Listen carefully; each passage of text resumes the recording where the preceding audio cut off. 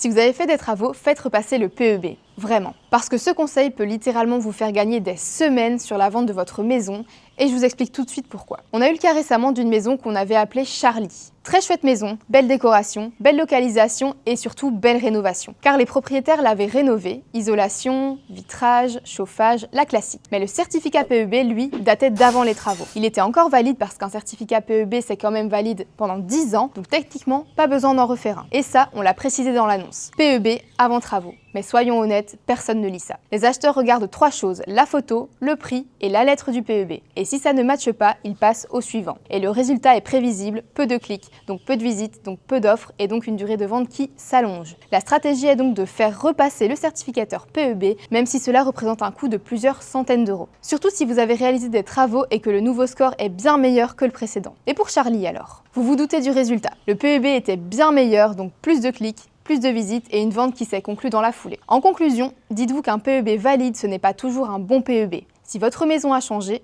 faites-le apparaître noir sur blanc. Oui, ça coûte quelques centaines d'euros, mais ça peut clairement vous faire gagner plusieurs semaines sur une vente et possiblement plusieurs milliers d'euros.